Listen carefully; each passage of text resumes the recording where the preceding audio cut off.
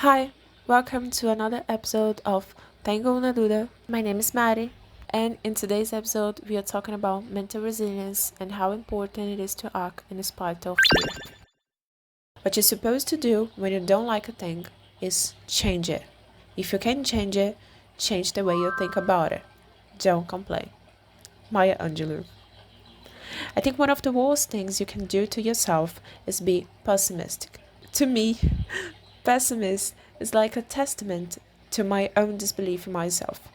As if I were leaving behind a little note in huge letters announcing that I don't believe in my own ability to solve anything. It's offensive. And why does this matter for today's episode? Because your reaction matters far more than the action imposing on you. We know life isn't always easy, and there are many things we only learn by doing.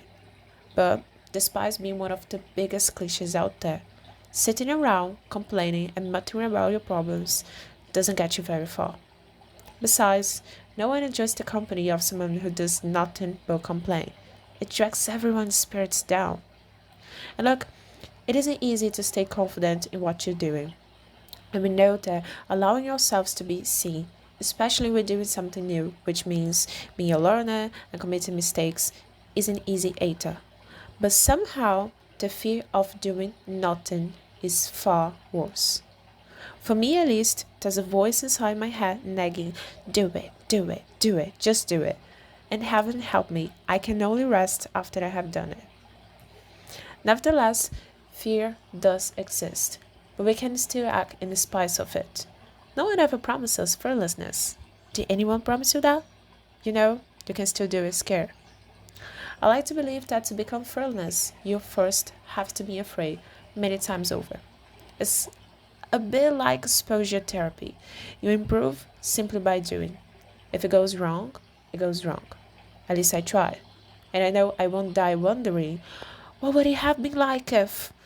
No, I refuse to live with that question, that endless what if running through my head. By the way, I would like to also recommend taking a look at the Litany Against Fear from Frank Herbert's book, Do.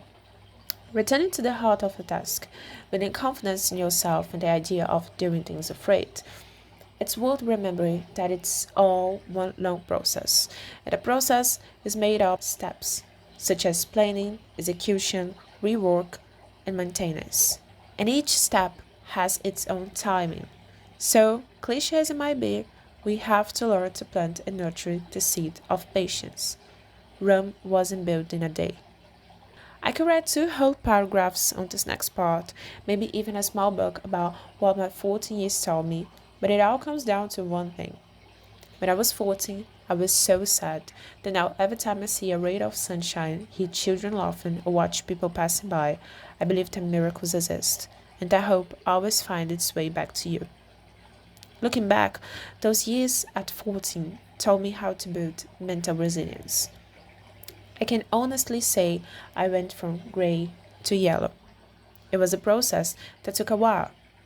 I only felt like myself again at 16.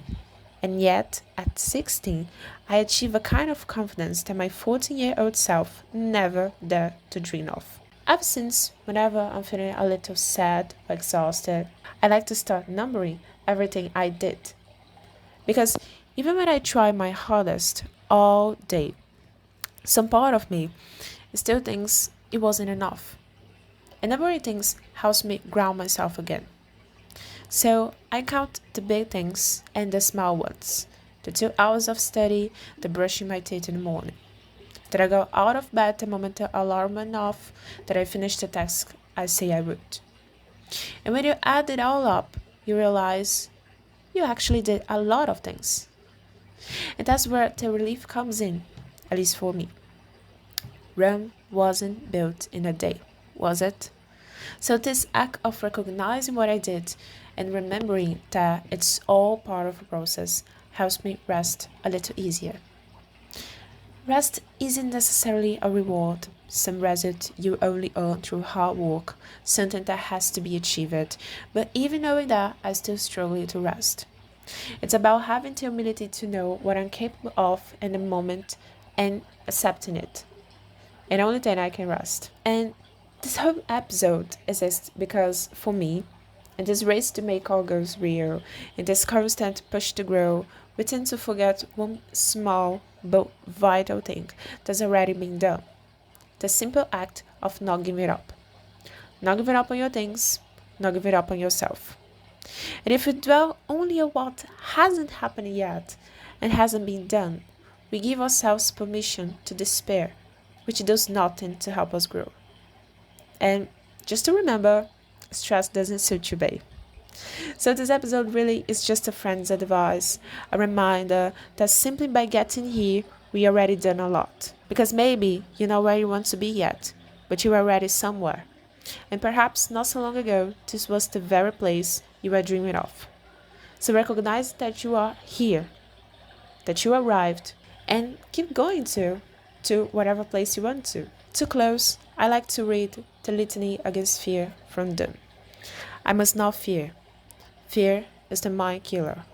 Fear is the little death that brings total obliteration. I will face my fear. I will permit it to pass over me and through me. And when it has gone past, I will turn the inner eye to see its path. When the fear has gone, there will be nothing. Only I will remain. I hope this episode has been helpful, and don't give up, babe. Do not. Bye, and see you next time when the stars align again.